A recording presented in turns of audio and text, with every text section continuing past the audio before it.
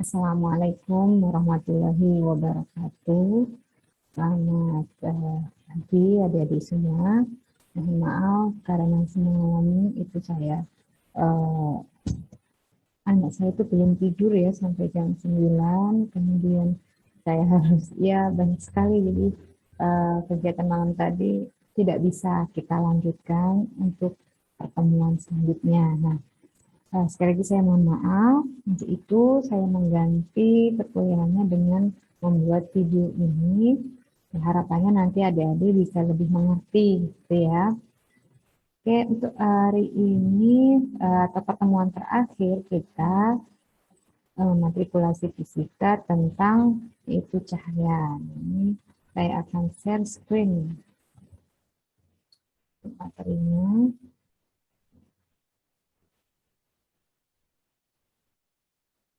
Sudah terlihat ya?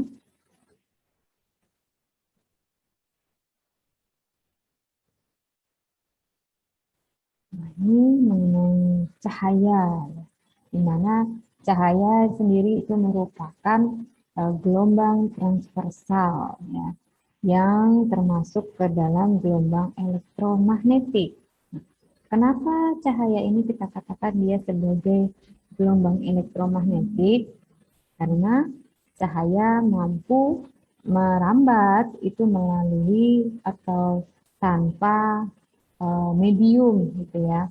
Seperti dari matahari sampai dengan ke muka bumi itu dapat kita rasakan panasnya, ya. Itu karena juga cahaya itu bisa merambat tanpa medium atau perantara.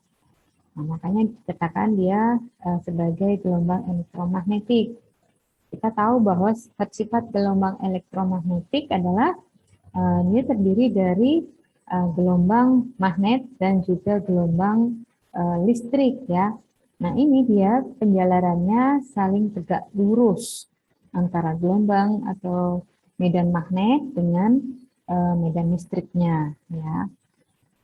Kemudian untuk arahnya tentu sama arahnya ke arah sumbu Z, itu mengenai gelombang elektromagnetik. Cahaya tadi dapat merambat dalam ruang hampa memiliki kecepatan 3 kali 10 pangkat 8 meter per sekon. Nah, ini sangat cepat sekali, ya, bahkan melebihi kecepatan suara Anda. Misalnya saja pada saat kondisi ini, ya, musim hujan, lalu ada petir gitu. Nah, sebelum terjadinya petir itu terdengar suara, pasti sebelumnya ada kilatan cahaya. Nah, jadi ada awan-awan elektron, ya, di awan itu, kemudian dia saling bertumbukan dan menimbulkan yang namanya energi listrik, gitu. Nah, di saat itu terjadinya kilatan cahaya. Nah, yang Anda lihat itu sangat cepat, ya, sampai ke mata Anda. Sementara beberapa detik kemudian barulah terdengar suaranya, petirnya, gitu ya, sangat bergemuruh sekali. Nah, itu kita membuktikan bahwa cahaya itu memiliki kecepatannya itu lebih cepat ketimbang bunyi, ya. Di mana bunyi itu adalah gelombang mekanik yang memerlukan apa namanya medium atau perantara, yaitu udara. Nah, sehingga bisa dilihat di sini, ya, kecepatannya sangat cepat sekali. Nah, ini ada sifat-sifat dari gelombang cahaya. Yang pertama, tentu dapat mengalami pemantulan atau refleksi. Lalu bisa mengalami pembiasan atau refraksi, kemudian mengalami pelenturan, ya, atau difraksi, serta dapat dijumlahkan atau interferensi. Kemudian dapat diuraikan, yaitu dispersi.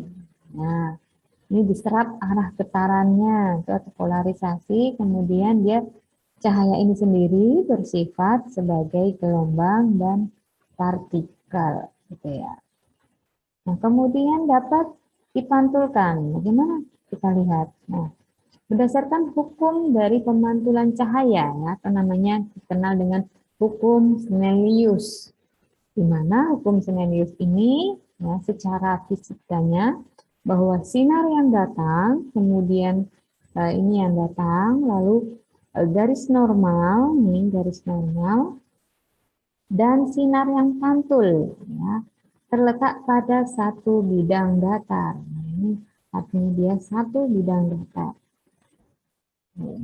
Nah, sudut datangnya itu akan sama besarnya ya dengan sudut pantulnya.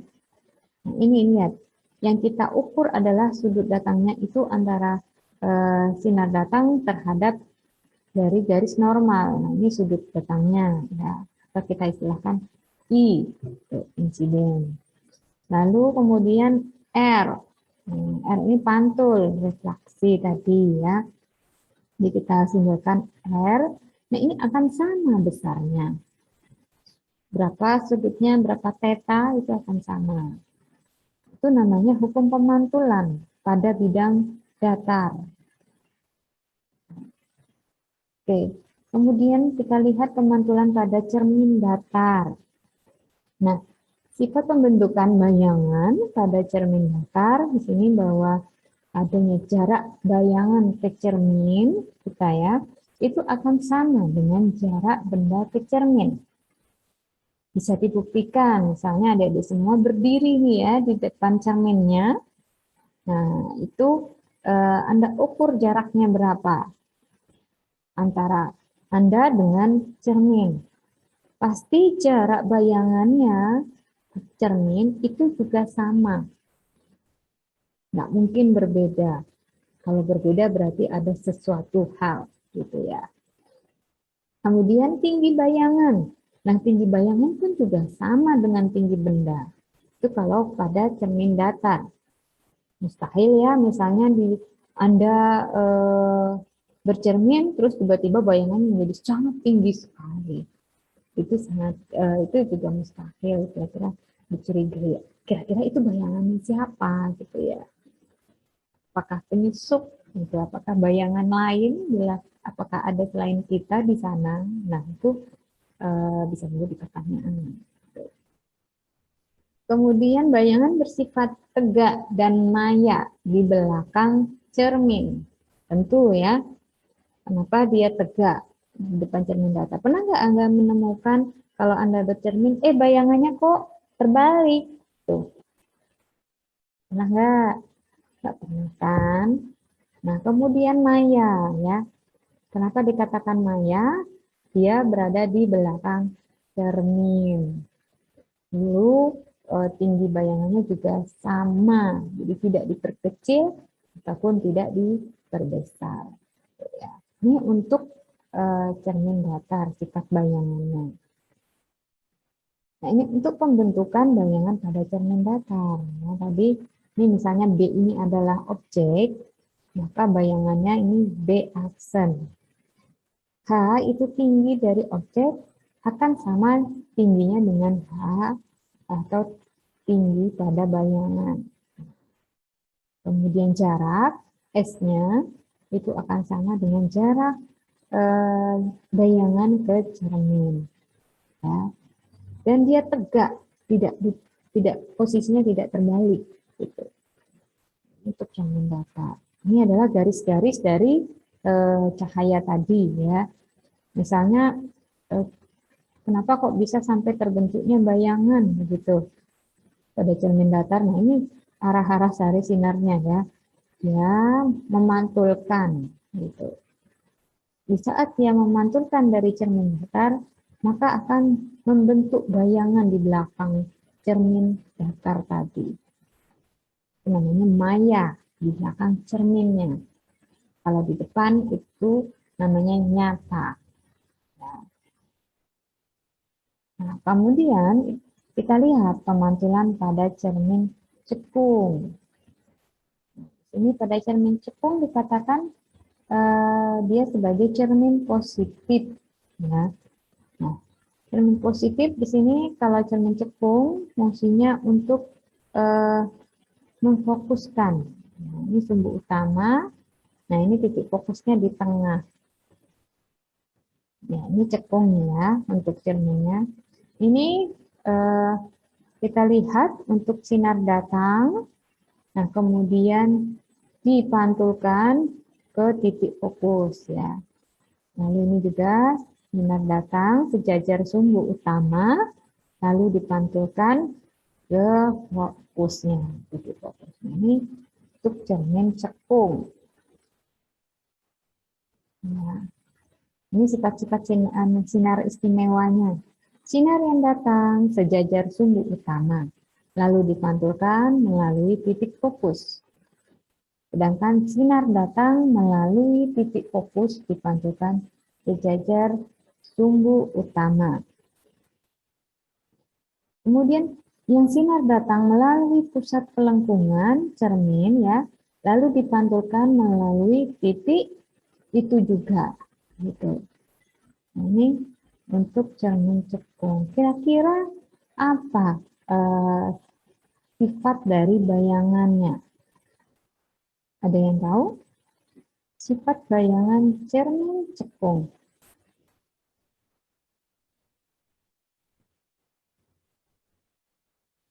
Ya. Nah, sifat bayangan dari cermin cekung, kalau kita lihat dari eh, posisi dari pemantulannya ya, arah pantulannya, bahwa yang dilihat ternyata eh, sifat bayangan cermin cekung itu sebenarnya bergantung pada letak benda. Ya. Jika benda itu berada di ruang satu atau objeknya ada di ruang satu, maka bayangannya tadi akan bersifat maya ya di belakang. Nah, ini kalau cermin cekung biasanya ada ruang ya, dibagi lagi ruang satu, ruang dua, ruang tiga. Nah, kemudian kalau di ruang satu, maya, lalu pasti dia tegak dan akan diperbesar. Ya, jadi lebih besar daripada bendanya. Nah, kalau di ruang dua benda tersebut, maka bayangannya akan bersifat nyata, terbalik, dan juga diperbesar. Berarti ada perbedaan dari ininya ya, antara maya dan nyata, kemudian kalau di ruang dua dia nyata, terbalik, dan diperbesar. Lalu kalau bendanya di ruang tiga, nah bayangannya bersifat nyata, terbalik, nah ini justru diperkecil. Semakin jauh benda itu dari cermin, maka bayangannya akan semakin kecil. Ya, semakin dekat benda itu dari cermin cekung, maka akan diperbesar. Tetapi bayangannya ada di belakang cerminnya. Nah, itu ya. Oke, ini cermin cekung, selanjutnya cermin cembung. Nah, cermin cembung dilihat di sini dia dikatakan bahwa cermin negatif ya. Nah, berbeda dengan cermin cekung. Permukaan cerminnya sendiri itu cembung ya, bentuknya melengkung luar atau cembung namanya. Nah, ini sifat-sifat dari sinarnya, arah sinar. Di mana misalnya ini objek atau benda, sinarnya itu pertama sejajar, datang sejajar sumbu utama ya. Kemudian dipantulkan. Nah, karena dia cembung, maka kayak konvergen gitu. Dia menyebarkan. Konvergen. Divergen ya. Ini menyebarkan. Seperti yang cermin cembung itu dimanfaatkan sebagai kaca spion dalam kehidupan sehari-hari. Nah, itu dilihat agak cembung dibuat. Nah, fungsinya apa? Fungsinya supaya benda yang tadinya besar itu bisa masuk ke dalam kaca spion. Nah, jadi apa? Bisa terlihat kan untuk bayangannya? Nah, sifat bayangannya tentu tegak ya, dan diperkecil. Ya. Jadi bayangannya tidak terbentuk pada layar atau maya bayangannya. Jadi dia ada di belakang cermin, gitu ya. Ini mengenai cermin cembung. Ingat contohnya itu adalah pada kaca spion. Jadi bayangannya tegak, diperkecil, dan maya. Nah, kita lihat di sini perhitungan dari pembentukan bayangan. Ya. Ini adalah 1/s itu jarak dari benda, kemudian ditambah 1/s aksen. X aksen ini adalah jarak dari bayangan. Nah, ini 1/f, jadi fokusnya. Di mana titik fokusnya? Atau kalau seandainya di sana diketahui jari-jari ya, maka kita bisa menggunakan 1/s, seperjarak benda ditambah seperjarak bayangan, itu sama dengan 2/r, 2 per jari-jarinya. Oke, ini untuk menentukan titik fokus dan juga jari-jari. Atau kalau misalnya Anda mau menghitung nih, berapa jarak bayangan, tuh. Asal diketahui titik fokusnya berapa. Dan jarak objeknya harus Anda ukur. Ya. Tahu ya mencari titik fokus? Nah, M ini adalah perbesaran dari bendanya. Kalau misalnya memang bendanya diperbesar, itu akan terlihat ya jaraknya, jarak benda, jarak bayangan dengan jarak benda itu ada perbedaan. Pasti bayangannya itu diperbesar. Atau H aksen, H itu adalah tinggi ya, tinggi dari bayangan dibagi dengan tinggi objek atau benda. Ini sebuah contoh saja. Nah, sebuah benda berdiri tegak 10 cm di depan cermin cembung yang mempunyai titik fokus 30 cm. Jika tinggi bendanya 2 cm, tentukanlah letak bayangan, tinggi bayangan, dan berapa perbesarannya. Ya, ini sebuah contoh soal. Itu kita lihat ini. Nah, tadi diketahui jarak dari objek itu 10 cm ke cermin, lalu titik fokusnya 30 ya. Ini tadi. Karena dia cermin cembung atau cermin negatif, maka kita pakai titik fokusnya minus 30. Tuh, jangan lupa. Oke.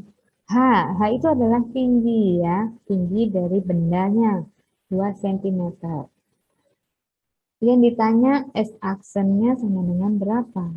H aksennya berapa? Lalu perbesarannya juga berapa? Nah, kita menggunakan persamaan matematis tadi ya. 1/f itu sama dengan 1/s ditambah 1/s aksen. Nah, di sini yang sudah ketahui mana? F. Ya, F-nya sudah ada nilainya ya. Minus 30. Lalu S. S-nya juga sudah ada, yaitu 10 cm. Nah, yang S aksen ini yang ditanya berapa. Gimana caranya mencari? Nah, kita keluarkan di sini. 1/s aksen sama dengan, ya, tinggal dibolak-balik nih. Yang ini ditanya, maka sama dengan 1/f dikurangin, nah ini 1/s pindah ke kiri, maka dia akan menjadi kurang atau minus. Tandanya menjadi minus ya, dia berubah posisi. Oke, jadi 1/f dikurangin 1/s. Nah, sama dengan berapa? F-nya itu minus 30, sedangkan S-nya 10, berarti minus 1/30 dikurangin 1/10. Ya, tinggal disamakan penyebutnya. Lalu nanti pembilangnya bisa dijumlahkan. Sama dengan minus 4/30. Nah, kita bisa dapatkan 1/S aksen itu sama dengan minus 4/30. Maka S-nya itu tinggal kita balikkan. 30 dibagi 4. Hasilnya adalah minus 7,5 cm. Nah, ternyata jarak dari bayangan ke cermin itu kok mengecil gitu ya, 7,5. Sedangkan jarak bendanya ke cermin itu 10. Pasti akan terjadi yang namanya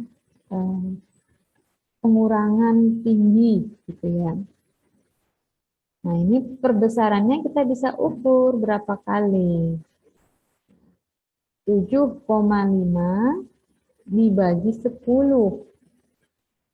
Jadi minusnya ini nggak perlu Anda masukkan, karena namanya perbesaran, kita hanya menghitung berapa kalinya. Jadi 7,5 dibagi 10 itu sama dengan 0,75 kali. Ya. Ini tanda mutlak. Jadi kalau pakai tanda mutlak, minusnya itu tidak mempengaruhi. Nah, kemudian untuk mencari H aksen. H aksen ini juga sama. Ini pakai tanda mutlak, ya, dari ini mutlak ini namanya. S aksen per S dikalikan dengan H. Ini S aksen per S-nya sudah tahu, minus 7,5/10, lalu H-nya itu adalah 2 cm. Maka bisa didapatkan H aksennya menjadi 0,75 dikalikan 2 itu sama dengan 1,5 cm. Nah, dilihat ya, bahwa ternyata pertama tingginya 2 cm bendanya. Ternyata tinggi dari bayangan itu 1,5 cm. Sementara jarak benda 10 cm dan didapatkan jarak bayangannya itu 7,5 cm. Ya. Nah, itu tadi pemantulan. Lalu ada yang namanya pembiasan, di mana pembiasan cahaya itu adalah peristiwa pembelokan berkas cahaya jika melewati batas dua medium yang berbeda kerapatannya. Jadi masing-masing tiap benda itu pasti punya kerapatan yang berbeda ya, tetapi tentu yang bening, bukan yang gelap. Misalnya saja cahaya akan ditembuskan ke air. Nah, kemudian cahaya ditembuskan ke gelas yang bening. Pasti itu akan keluar, ya, dibiaskan. Nah, dia tidak bisa kalau ditembuskan kepada benda yang tidak bening. Maka tidak akan terlihat di misalnya tembok gitu ya, atau papan. Nggak akan tembus sampai ke sana. Ya. Nah, yang di sini bendanya itu adalah benda yang bening tadi. Misalnya pada air. Nah, kalau cahaya dia mengenai air, pasti akan mengalami pembiasan atau dibelokkan.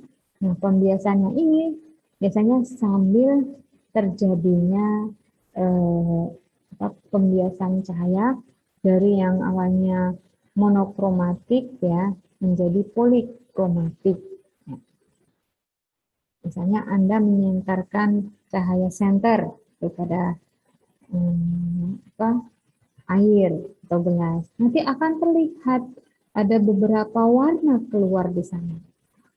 Misalnya terjadi pelangi. Pelangi itu juga karena adanya pembiasan cahaya ya pada air hujan. Misalnya ini matahari agak condong ke sana, sedangkan kemudian ada hujan, ini mataharinya ya. Matahari menyinari dari sini nih. ini air hujan.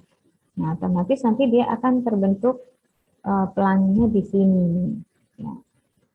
Yang akan bisa melihat pelangi itu hanya orang yang atau wilayahnya yang di sebelah hujan, gitu. Paham ya? Ya. Jadi kalau seandainya di sini orang yang mau melihat pelangi nggak bisa. Ya bisa juga sih sebenarnya. Oke. Kemudian ini indeks bias ya, N sama dengan C per Cm.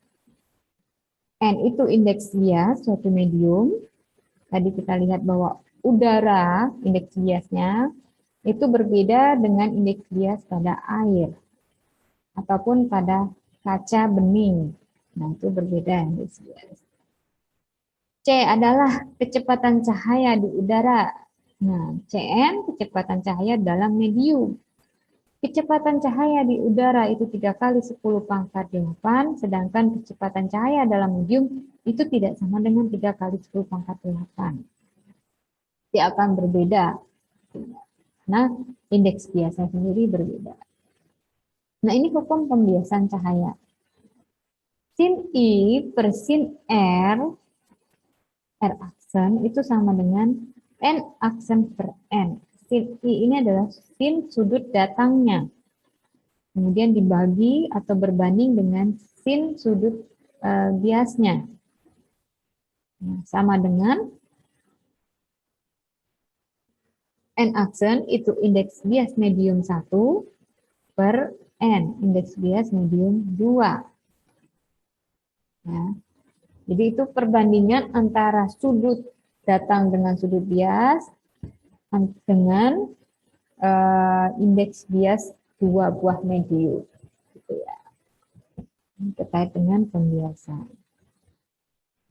Nah ini untuk kita lihat analogis dari sinarnya.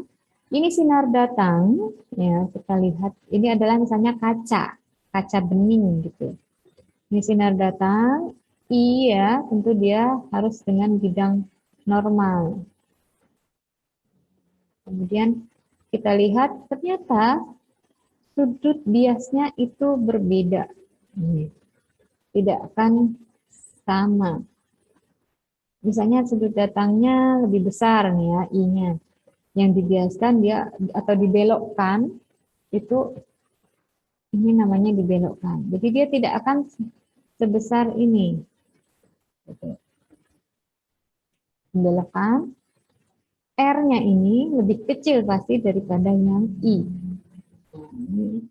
Kalau seandainya ini di ruang atau di medium yang kerapatannya berbeda dengan udara, nah di saat dia keluar kembali gitu dari medium ini, maka akan sama sudut yang dikeluarkan dengan sudut pantulnya atau sudut datangnya.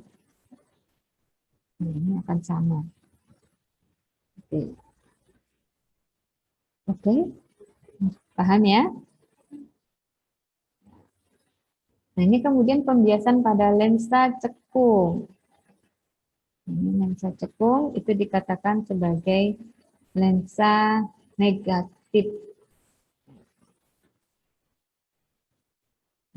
Kita lihat sumbu utama, kemudian ini fokusnya. Nah, ini adalah, jadi kalau sinar datang, itu akan dipantul, akan dibiaskan, gitu. Dibiaskan seolah-olah berasal dari titik fokusnya. Ini ya, seolah-olah berasal dari titik fokusnya. Oke. Nah, ini sinar istimewa pada lensa cekung. Sinar sejajar sumbu utama dibiaskan seolah-olah berasal dari titik fokus. Lalu yang kedua, sinar datang seolah-olah menuju titik fokus dibiaskan sejajar sumbu utama. Kemudian sinar datang melalui pusat optik itu tidak dibiaskan kalau dari pusatnya atau R-nya. Dari jari atau pusat itu sama ya.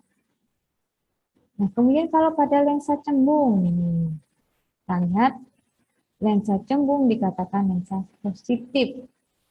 Berbeda tadi ya dengan cermin. Kalau cermin itu dia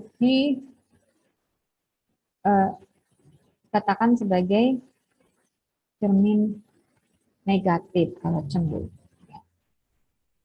Ini sinar-sinar istimewa pada lensa cembung. Pertama, sinar sejajar sumbu utama dibiaskan melalui titik fokusnya. Lalu sinar melalui titik fokus itu dibiaskan sejajar sumbu utama. Kemudian sinar datang melalui titik fokus optik. Nah, tidak dibiaskan. Jadi yang dari titik fokusnya tadi tidak dibiaskan ya. Oke, kemudian karena kita mempelajari cahaya, nah ada alat-alat yang kira-kira berhubungan dengan cahaya di sini. Nah, kaitannya itu namanya optik ya, tentang optik kalau cahaya ini. Nah, di sini ada alat yang mata, ini alat optik ya, yang ada di indera kita untuk bisa melihat itu mata, kemudian loop ini alat bantu juga, alat optik, lalu mikroskop, kemudian teropong. Oke. Nah, ini adalah beberapa alat optik. Oke. Kalau mata, tentu dia memiliki sebuah lensa yang berfungsi sebagai alat optik. Nah, seperti kita ini nih, ini alami ya, alat optiknya. Sudah bawaan dari Yang Maha Kuasa. Seharusnya kita bersyukur bisa melihat ya dengan normal. Ada yang sudah tidak bisa melihat lagi, maka perlu yang namanya bantuan kacamata gitu ya, atau lensa tambahan. Kemudian mata sendiri yang mempunyai penglihatan yang jelas pada daerah yang dibatasi oleh dua titik, ya, di mana ada namanya titik dekat atau punktum proksimum. Nah, titik terdekat yang masih dapat dilihat jelas oleh mata yang berakomodasi sekuat-kuatnya. Lalu ada titik jauh atau kita katakan sebagai punktum remotum. Ya. Nah, ini PR. Titik terjauh yang masih dapat dilihat jelas oleh mata yang tak berakomodasi. Jadi itu mata memiliki ada namanya titik dekat dan juga titik jauh, jadi punya batasan. Kemudian ada akomodasi nih. Apa itu akomodasi? Nah, akomodasi di sini adalah kemampuan lensa mata untuk mengubah jarak fokusnya dengan cara mencembung dan memipih gitu. Ini daya akomodasi mata. Ya. Kemudian loop tadi, loop itu hanya untuk alat bantu untuk memperbesar. Misalnya benda yang kecil nanti akan terlihat menjadi besar pada mata kita. Gitu. Lalu mikroskop juga. Mikroskop ini tadinya bakterinya itu sangat kecil sekali ukurannya. Kalau kita lihat dengan mata normal, itu tidak akan terlihat. Nah, kalau dengan menggunakan mikroskop, itu akan terjadi yang namanya perbesaran berapa kali lipat. Gitu. Sehingga bisa kita lihat bakterinya wujudnya itu seperti apa. Kemudian teropong. Nah, kalau teropong ini fungsinya untuk mendekatkan ya, untuk melihat benda yang tadinya jauh itu menjadi dekat. Itu akan terlihat.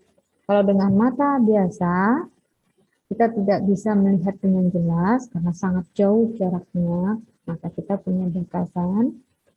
Maka dengan teropong akan sangat dekat sekali. Gitu. Akan sangat jelas. Itu ya, untuk alat optik. Nah, kemudian ada yang namanya mata normal kita. Kita memiliki untuk titik dekat normalnya atau PP tadi 25 cm. Nih, misalnya saya ke laptop ini ya, ini 25 cm ini. Atau membaca buku, itu sebaiknya 25 cm. Kalau terlalu dekat begini nih, nah, bisa nggak kita membaca? Nggak bisa. Pasti nggak akan terlihat, itu akan kabur ya. Titik jauhnya. Nah, kalau untuk mata normal, dia memiliki titik jauh itu tak terhingga. Tak tahulah berapa. Mungkin kita bisa melihat sampai ke atas pesawat yang sangat tinggi gitu, itu bisa kita lihat. Nah, mata normal dapat melihat dengan jelas suatu benda yang letaknya jauh maupun dekat. Titik dekatnya tadi 25 cm. Benda jauh dilihatnya dengan mata tak berakomodasi. Ya. Sedangkan benda dekat dilihatnya dengan mata yang berakomodasi. Jadi kalau misalnya eh, dekat itu akan sangat mengecil-ngecil. Tapi kalau jauh pasti langsung aja dilepas begitu ya. Nah, di sini ada cacat mata nih. Cacat mata, ada rabun dekat. Kita istilahnya itu adalah hipermetropi, rabun jauh itu miopi. Nah, rabun dekat itu tidak mampu melihat benda-benda dekat, ya. Biasanya itu eh, antara rentang usia di bawah 35 usianya. Biasanya kena rabun, oh sorry, di atas 35, ya itu rabun dekat. Sedangkan rabun jauh atau miopi itu tidak mampu melihat benda-benda jauh. Nah, ini biasanya di bawah usianya 35 tahun, ya. Nah, untuk titik dekatnya, tentu kalau yang rabun dekat itu lebih dari 25 cm. Sedangkan rabun jauh, titik dekatnya 25 cm. Nah, titik jauhnya untuk rabun dekat itu justru tak terhingga. Dia bisa melihat benda yang jauh, tetapi kesulitan untuk melihat benda yang dekat. Biasanya ini sopir gitu ya, kerjaannya suka melihat benda-benda yang jauh gitu, melihat benda yang dekat, misalnya lagi membaca, tak kelihatan gitu ya. Nah, untuk rabun jauh, ternyata titik jauhnya itu kurang, tidak berapa meter ternyata. Nah, untuk rabun jauh dibantu dengan kacamata negatif, ya. Sedangkan cacat mata rabun dekat dibantu dengan kacamata positif. Nah, ada yang namanya kekuatan lensa. Kekuatan lensa ini itu satuannya adalah dioptri ya. Untuk kasus pada cacat mata, hipermetropi dan juga miopi. Kita lihat di sini miopi. Nah, miopi atau yang umumnya disebut dengan rabun jauh, ketika bayangan benda pada mata jatuh di depan retina. Nah, penderita yang mengalami rabun jauh ini menggunakan lensa negatif tadi ya. Nah, cacat mata ini seseorang tidak bisa melihat benda yang jauh, tentu saja. Ini kemudian kita lihat untuk persamaan atau rumus miopinya untuk mencari dari kekuatan lensa kacamatanya. P sama dengan min 100 per PR. Ya. Jadi PR itu adalah punktum remotumnya tadi atau titik jauh seseorang dalam satuan sentimeter kalau kita menggunakan yang 100. Tapi kalau dalam satuan meter maka kita pakai 1 saja gitu ya. Min 1 per PR. Nanti bisa juga pakai ini. Kalau PR-nya dalam satuan meter berarti kita ubah dulu menjadi sentimeter. Kemudian rabun dekat. Nah, kalau rabun dekat, ini kita lihat untuk rumusnya P sama dengan, P ini kekuatan lensanya ya. P sama dengan 100 per SN dikurangi 100 per PP. Nah, SN-nya ini adalah jarak mata normal. Ya. Kalau mata normal itu biasanya sekitar 25 cm atau 30 cm. Tapi biar mudah membaginya itu menggunakan 25 cm ya. 100 per 25 gitu. Langsung saja dapatnya berapa. Nah, PP adalah punktum proksimum atau titik dekat mata penderita yang satuannya itu adalah sentimeter. Ini berarti 100 per PP. Tinggal dioperasikan. Oke, untuk mempermudah dari persamaan ini, coba kita lihat contohnya ya. Di sini ada contoh kasus. Seseorang mempunyai titik jauh 200 cm. Berapakah kekuatan lensa kacamata orang tersebut agar ia bisa melihat dengan normal? Nah, kita lihat tadi bahwa ini adalah yang rabun jauh ya.